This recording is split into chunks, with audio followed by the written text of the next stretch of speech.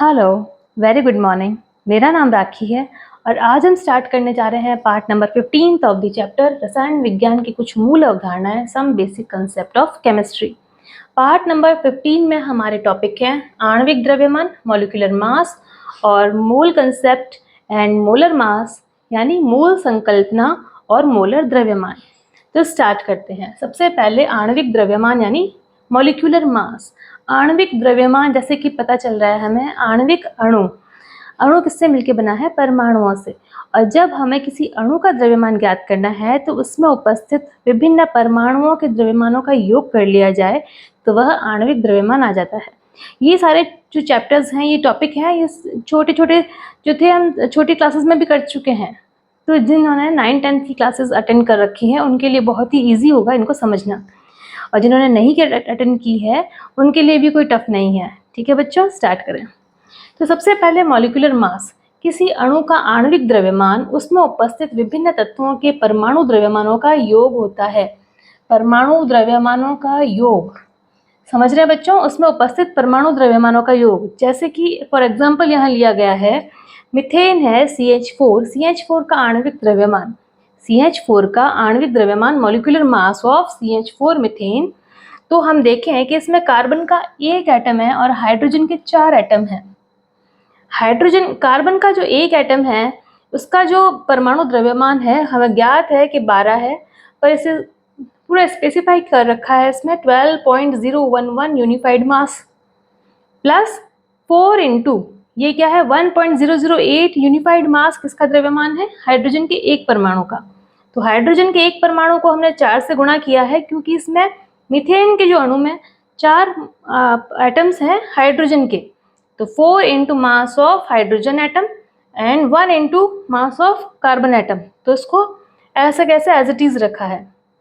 जब हम 12.011 unified mass plus 4 into 1.008 unified mass को जब कैलकुलेट करके ऐड करेंगे तो कितना आएगा?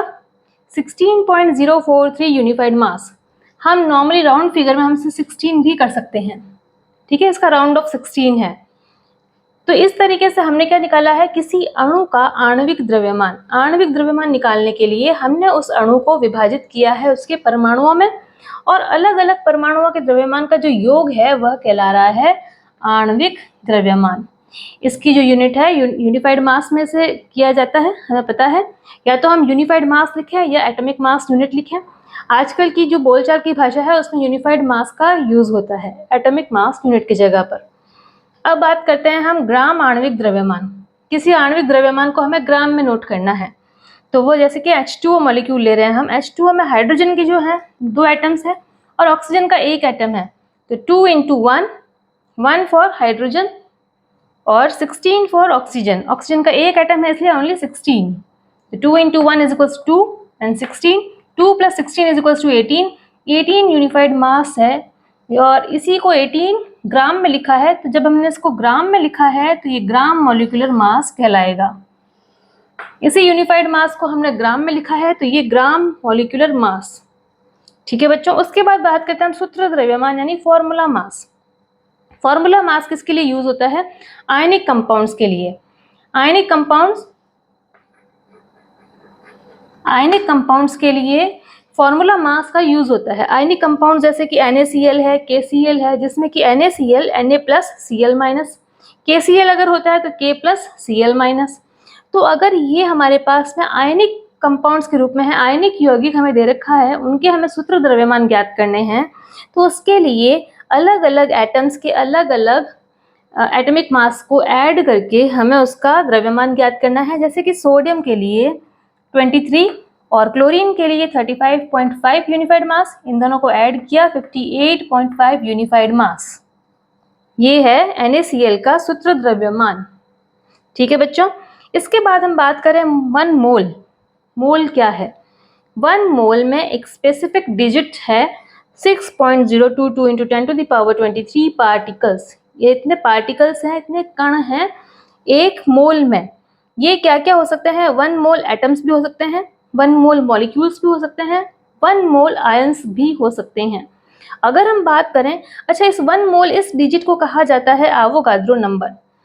आवोगाद्रो जो वैज्ञानिक थे उनके सम्मान में इस संख्या को आवोगाद्रो नंबर कहा गया है और इसे रिप्रेजेंट करते हैं कैपिटल N और नीचे छोटा सा कैपिटल A डिनोट करते हैं इसको। तो कैपिटल N के साथ में स्मॉल सा कैपिटल A भी सब्सक्रिप्ट में लिखा जाता है। आपको दिखाई दे रहा है Na। ये है नंबर ऑफ एवोगैड्रो। तो ये एवोगैड्रो संख्या है 6.022 into 10 to the power 23 particles. अगर हम बात करें कि 1 मोल क्या क्या हो सकता है, 1 मोल हो सकते हैं एटम्स, 1 मोल हो सकते हैं मॉलिक्यूल्स, 1 मोल हो सकते हैं आयंस। अगर हम बात करें एटम्स की तो 1 मोल ऑफ, अगर एटम की बात करें, सपोज हमने कहा कि 1 मोल ऑफ कार्बन एटम्स, तो उसकी क्या संख्या होगी, तो 6.022 into 10 to the power 23 atoms. ये एटम्स में है, ओनली कार्बन एटम। अगर हम बात करें मॉलिक्यूल्स की कि 1 mole of H2 molecule, hydrogen का मॉलिक्यूल है जिसमें कि 2 हाइड्रोजन के परमाणु हैं, तो 1 मोल ऑफ H2 मॉलिक्यूल में कितने मॉलिक्यूल्स होंगे, तो वही एवोगाद्रो संख्या है 6.022 into 10 to the power 23 molecules. ये मॉलिक्यूल्स में है। उसके बाद अगर हम बात करें आयंस की, आयंस में हमने देखा Na+Cl-, ये जो आयंस हैं, अगर हम आयंस की बात करें तो 1 मोल ऑफ Na+ आयन, देख रहे हैं आप, NaCl का जो पूरा आयनिक कंपाउंड है इसमें केवल एक आयन की बात कर रहे हैं हम, Na+ आयन। तो 1 मोल ऑफ Na+ आयन कितना होगा, 6.022 into 10 to the power 23 ions. तो इस तरीके से हमने बात की है एटम्स की, मॉलिक्यूल्स की और आयंस की। मोल्स में, मोल्स की जो डिजिट है ये फिक्स है 6.022। इसे तो आप अपने दिमाग में छाप ही लीजिए क्योंकि ये आपके पूरी केमिस्ट्री में ये एवोगाद्रो संख्या जो है काम आने वाली है। ठीक है बच्चों, एवोगाद्रो नंबर क्या है, तो आपको आंख बंद करके भी बोल सकते हैं 6.022 into 10 to the power 23 particles. अगर हम बात करें आगे mole concept and molar mass, ये देखिए कि पदार्थ के एक मोल में, ये जो 1 मोल है, पदार्थ के एक मोल में कणों की संख्या सदैव समान होती है, जो कि क्या है, ये एवोगाद्रो नंबर है। अच्छा, हम बार बार में एवोगाद्रो नंबर देख रहे हैं, क्या किसी के दिमाग में ये प्रश्न आता है कि ये एवोगाद्रो संख्या आई कहाँ से है, क्योंकि साइंस में कुछ भी ऐसे ही प्रकट नहीं हुआ है, कहीं ना कहीं से तो वह निकला है, ये संख्या आई कैसे है, तो हम उसके बारे में देखेंगे। देखिए, पदार्थ का जो एक मोल है उसमें कणों की संख्या सदैव समान होती है और the number of atoms in 12 gram of C12 क्या है, कार्बन का 12वां समस्थानिक है, C12 समस्थानिक, इज कैलकुलेटेड एज, कि देखिए C12 परमाणु का द्रव्यमान क्या है। अगर हम द्रव्यमान की बात करें, अगर हमने C12 परमाणु का द्रव्यमान निकाला है किससे, मास स्पेक्ट्रोमीटर से, जो बिल्कुल आधुनिक है, अत्याधुनिक तकनीक है, उससे हमने C12 के परमाणु का मास निकाला है। वह कितना निकला है, 1.992648 इंटू 10 टू द पावर -23 ग्राम में है ये, क्योंकि ये मास में है, ये मास हमेशा द्रव्यमान ग्राम में है। तो अगर हम बात करें, हमें द्रव्यमान इतना प्राप्त हुआ है मास स्पेक्ट्रोमीटर द्वारा और हमें कैलकुलेट करना है 12 ग्राम C12 का कैलकुलेट करना है, तो C12 1 मोल ऑफ कार्बन परमाणु इज इक्वल टू 12 ग्राम, क्योंकि हमने देखा है जब हमने C12 का जो मॉडल बनाया था, तरबूज का मॉडल, वाटरमेलन मॉडल बनाया था, तो उसकी 12 स्लाइड्स की थी हमने, पिछले पार्ट में हम कर चुके हैं ये, है ना। तो एक कार्बन का जो परमाणु है C12 वो 12 ग्राम के बराबर हुआ। 12 gram, 12 unified mass is equal to 12 gram, और अगर 12 ग्राम के बराबर है तो number of atoms in 12 gram, इस 12 ग्राम में नंबर ऑफ एटम्स कितने हैं, ये हमें द्रव्यमान दे दिया है 12 ग्राम। अगर 12 ग्राम कार्बन के परमाणु हैं तो कार्बन के परमाणुओं की संख्या कितनी है, ठीक है। तो अगर हमने देखा कि 12 ग्राम है तो 12 ग्राम, देखिए 12 ग्राम डिवाइड बाय 12 ग्राम प्रति mole of carbon 12 atoms divide by 1 point, ये जो द्रव्यमान निकला है हमारा मास स्पेक्ट्रोमीटर द्वारा, इसी से हम डिवाइड कर देंगे 1.992648 इंटू 10 टू द पावर -23 ग्राम प्रति कार्बन 12 एटम्स, ठीक है। उसमें क्या होगा, ये ग्राम से ये ग्राम कट जाएगा और जब ये एटम ऊपर चला जाएगा तो एटम और ये मोल नीचे आ जाएगा, जो संख्या आएगी 6.0221367 इंटू 10 टू द पावर 23, ये एटम्स ऊपर जाएगा और मोल नीचे आएगा, एटम्स पर मोल। तो ये संख्या आई है एवोगाद्रो संख्या।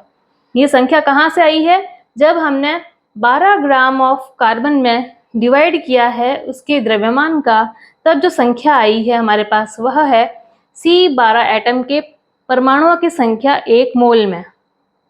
ठीक है, तो देखिए 1 mole is a collection of 6.022 into 10⁻23 particles. ये कलेक्शन है, इस संख्या का कलेक्शन है कितना, 6.022 इंटू 10⁻23 पार्टिकल्स का कलेक्शन है 1 मोल। अगर हम, अच्छा, इसी को कहा जाता है एवोगाद्रो कांस्टेंट, और इसी को रिप्रेजेंट करते हैं एन और स्मॉल ए से, एवोगाद्रो नंबर।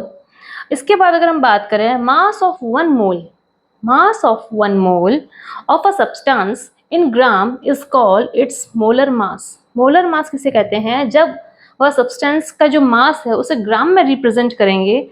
अगर उसे ग्राम में रिप्रेजेंट किया गया है तो वह मोलर मास है। जैसे कि molar mass of H2O, H2O का जो मोलर मास है वो कितना है, इसमें हाइड्रोजन के 2 एटम्स है और ऑक्सीजन का 1 एटम है, ऑक्सीजन का 16 और हाइड्रोजन का 1.008 यूनिफाइड मास इंटू 2 करेंगे तो इसके अकॉर्डिंग निकलेगा 18.02 ग्राम प्रति मोल। तो ये है, and it contain H2O molecules कितना, और इतना जो ग्राम पर मोल जो है 18.02 ग्राम पर मोल जो है, इसमें H2O मॉलिक्यूल्स की संख्या कितनी है, तो हम बात करेंगे संख्या जो है वही एवोगाद्रो संख्या है, फिक्स है 6.022 इंटू 10⁻23 पार्टिकल्स जो है वो इतने, जो 18.02 ग्राम प्रति मोल H2O में इतने पार्टिकल्स फिक्स हैं। अच्छा, इसके बाद अगर हम बात करें moles in case of ions, अगर आयंस हो तो मोल कैसे होंगे। आयनिक कंपाउंड्स अगर बात करें, हमने जैसे कहा कि NaCl, KCl जो कि आयंस देते हैं, Na+Cl- K+Cl- KCl, तो 1 मोल ऑफ NaCl, अगर 1 मोल ऑफ NaCl, क्योंकि हमने फॉर्मूला मास देखिए यहाँ पे, फॉर्मूला मास से हमने निकाला है कि 1 मोल ऑफ NaCl कितना है 58.5 यूनिफाइड मास के। ठीक है, हमने फॉर्मूला मास से निकाला है, तो 1 mole of NaCl is 58.5 gram, formula mass से हम निकाल चुके हैं। ठीक है, एंड कंटेन, और इतना जो ये ग्राम है ये कंटेन करते हैं कितने मॉलिक्यूल्स को, 6.022 इंटू 10⁻23, ये है पार्टिकल्स।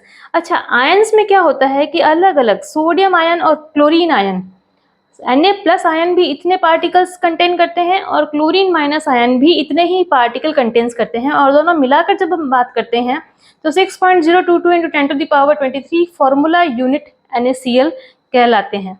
ठीक है बच्चों, तो अगर इसमें ये ध्यान रखने वाली बात है कि दोनों Na+ और Cl- दोनों ही आयंस जो हैं 6.022 इंटू 10⁻23 Na+ आयंस और 6.022 इंटू 10⁻23 Cl- आयन कंटेन करते हैं। ठीक है बच्चों, तो ये बात हुई है हमारी mole in case of ionic compounds. तो आज हमने पार्ट नंबर 15 में काफ़ी कुछ क्लियर कर लिया है। तो मिलते हैं बच्चों पार्ट नंबर 16 में। टिल आप इन सबके नोट्स बना के रखें, जब तक आप नोट्स नहीं बनाएंगे आपको अच्छे से याद नहीं रहेंगे। तो जितना लिख लिख कर आप याद करेंगे उतना अच्छे से याद होगा। तो ठीक है बच्चों, एग्जाम्स पास में आ रहे हैं, best of luck, thank you.